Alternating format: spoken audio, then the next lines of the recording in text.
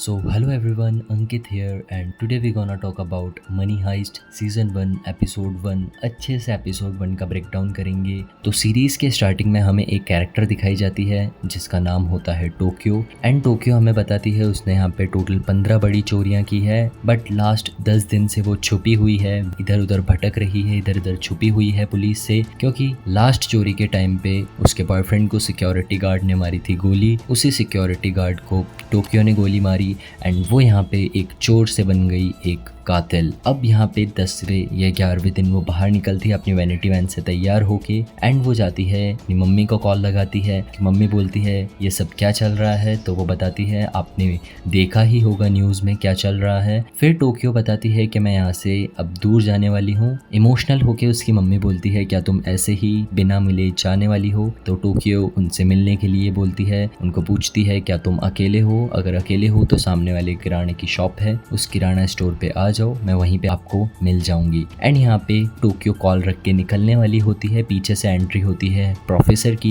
जो यहाँ पे एक बहुत बहुत मेन कैरेक्टर प्ले करने वाले हैं। तो रेड कलर की कार में उनकी एंट्री होती है एंड वो टोक्यो से बात करने का ट्राई करते हैं। सबसे पहले उसको बोलते हैं क्या मैं तुम्हें कहीं छोड़ दूं, तो टोक्यो मना कर देती है। देन वहाँ पे जो उनकी कॉल में कन्वर्सेशन हुई थी उसकी मम्मी के साथ, उसके बारे में बात करने लगते हैं प्रोफेसर। तो टोक्यो को गुस्सा आता है। देन टोक्यो गन पॉइंट पे ले लेती है प्रोफेसर को एंड प्रोफेसर से पूछती है कौन हो तुम, पुलिस से हो। देन प्रोफेसर उसको बताते हैं कि जहाँ तुम जा रही हो वहाँ पे तुम्हारी मम्मी के साथ मिलके पुलिस ने ऑलरेडी अपना जाल बिछा लिया है तुम्हें पकड़ने के लिए। एंड विश्वास दिलाता है प्रोफेसर कुछ फोटोज बता के एंड यहाँ पे टोक्यो को विश्वास हो जाता है प्रोफेसर पे। देन प्रोफेसर उसे बताते हैं मैं कुछ ऐसे लोगों को ढूंढ रहा हूँ जिनके पास खोने के लिए कुछ भी नहीं है, क्योंकि मुझे करनी है एक बहुत बड़ी चोरी जो होने वाली है हिस्ट्री की सबसे बड़ी चोरी। तो वो क्या चोरी होने वाली है वो हमें आगे देखने को मिलेगा। जैसे ही प्रोफेसर उसे बताते हैं क्या तुम्हें 250 करोड़ यूरोस की खनक सुनाई दे रही है, ये अमाउंट सुनते ही टोक्यो एकदम शॉक हो जाती है एंड रेडी हो जाती है प्रोफेसर के साथ इस चोरी को करने के लिए। देन टोक्यो प्रोफेसर के साथ मिल जाती है। 8 मेंबर चोरी के प्लस 1 मेंबर जो इनका लीडर है प्रोफेसर, उन सबका एक टीम अप सीन दिखाया जाता है एंड वो सभी लोग जाते हैं एक घर की तरफ। उस घर में उन्हें इस चोरी की प्लानिंग करनी होगी।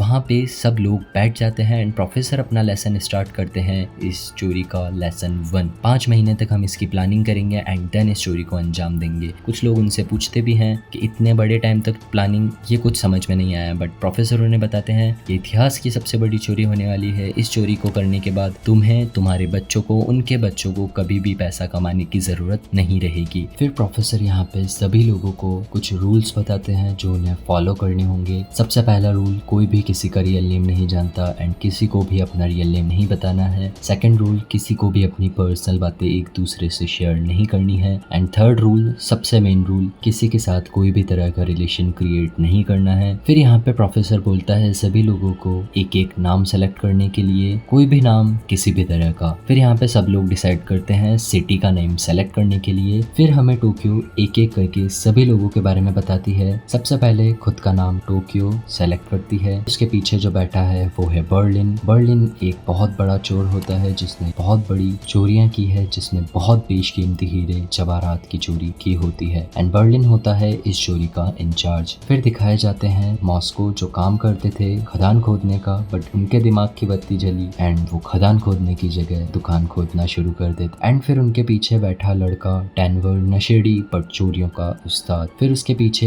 एक लड़का जिसका नाम है रियो, कम एज बट बचपन से हैकिंग का कीड़ा दिमाग में। फिर 2 भाई ऑस्लो एंड हेलसिंकी, क्योंकि हर चोरी में दिमाग के साथ साथ मसल पावर का होना भी जरूरी है। सो 2 सर्बियन पहलवान। नायरोबी एक पॉजिटिव गर्ल एंड नकली नोट बनाने में बचपन से माहिर, अब से यही इनकी चोरी की क्वालिटी कंट्रोल मैनेजर। एंड फिर दिखाए जाते हैं इस चोरी के सबसे खतरनाक दिमाग प्रोफेसर, जिनका अभी तक कोई भी रिकॉर्ड नहीं है पुलिस के पास। इन्होंने 19 साल के बाद आईडी बनाई ही नहीं, दैट्स व्हाई इनका कोई भी चोरी का रिकॉर्ड पुलिस के पास नहीं होता है। फिर टोक्यो पूछती है हम डाका सिक्का कहाँ डालने वाले हैं। प्रोफेसर बताते हैं चोरी होगी the royal mint of Spain में। फिर सभी लोग मास्क लगा के कॉस्ट्यूम पहन के रेडी होते हैं एंड छोटा सा फनी कॉन्वर्सेशन बिटवीन बॉयज दिखाया जाता है अबाउट द मास्क। एंड फिर वो लोग एक जगह जाते हैं जहाँ उनका सारा सामान पड़ा होता है जिसमें गन्स एंड बारूद होते हैं। एंड फिर सारा सामान गन्स बारूद वगैरह सब जाने वाला था खुद पुलिस की गाड़ियों में इन रॉयल मिंट ऑफ स्पेन। वो लोग एक बहुत बड़े ट्रक एंड बाकी पुलिस कार्स पर अटैक करते हैं। उनके सिग्नल्स को रियो द्वारा ब्लॉक कर दिया जाता है। वो लोग पुलिस को गन पॉइंट पर लेकर एंट्री करते हैं बैक डोर से रॉयल मिंट ऑफ स्पेन में। And Tokyo and Nairobi entry लेने वाली होती है फ्रंट डोर से रॉयल मिंट ऑफ स्पेन में एज अ विजिटर। फिर सीन चेंज होता है एंड दिखाया जाता है एक स्टूडेंट्स का ग्रुप जो विजिट करने आया था the royal mint of Spain में। अब एक तरफ टोक्यो एंड नायरोबी एंट्री लेती है, दूसरी तरफ बाकी सभी लोग बैक डोर से अंदर आते हैं। कुछ दो वर्कर्स के बीच की लव स्टोरी दिखाई जाती है। अब एंट्री के बाद गन फायर करके सभी लोगों को एक जगह इकट्ठा करते हैं क्योंकि रियो ने अलार्म हैक कर दिए थे तो ये लोग बाहर पुलिस से कनेक्ट नहीं कर पाते हैं। एंड सभी लोगों को एक एक करके होस्टेज बना लिया जाता है जहां प्रोफेसर एक कबाड़ जगह से इन लोगों पर नजर रखा हुआ होता है कुछ कंप्यूटर्स के थ्रू। फिर बच्चों को एक जगह इकट्ठा किया जाता है बट उन्हें उनकी मेन लड़की नहीं मिलती है। टोक्यो उसे बहुत ढूंढने का ट्राई करती है। फिर बहुत ढूंढने के बाद वो मिलती है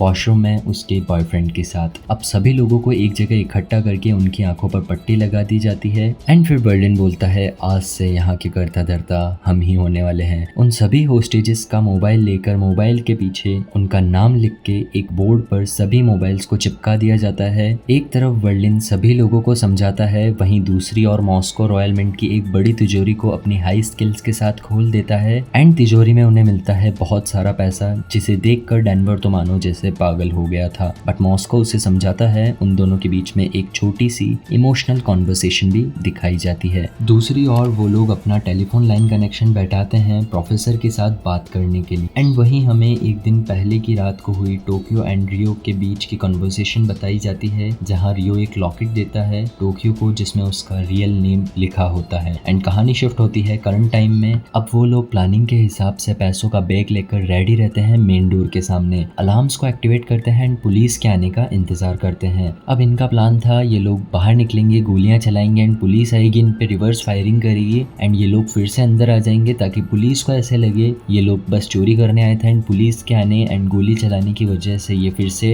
रॉयल मिंट के अंदर जा चुके हैं। बट ये सिर्फ इनका प्लान था। प्लान के हिसाब से ये लोग बाहर निकलते हैं, पुलिस आती है। अब यहाँ हो जाती है एक बहुत बड़ी प्रॉब्लम। टोक्यो टाइम से पहले ही बाहर निकल जाती है, फायरिंग करने लगती है, पुलिस आती है एंड रिवर्स फायर करती है। बट टोक्यो को बचाने के लिए रियो भी बाहर जाता है, फायरिंग करता है। उसी फायरिंग के बीच रियो को एक गोली लग जाती है एंड वो वहाँ बेहोश हो जाता है। बट इसी वजह से टोक्यो को गुस्सा आता है एंड वो पुलिस पे फायरिंग करती है एंड इसी गोलीबारी के बीच एक पुलिस वाला बहुत बुरी तरीके से घायल हो जाता है। बट अब इनका प्लान बुरी तरह से खराब हो जाता है। ये लोग रियो को लेकर अंदर आ जाते हैं। आगे क्या होने वाला है, किस तरह से ये आगे चोरी को कंटिन्यू रखेंगे, इसी सस्पेंस के साथ ये एपिसोड यहीं खत्म होता है। तो फिर मिलते हैं अगले एपिसोड में, तब तक के लिए बाय।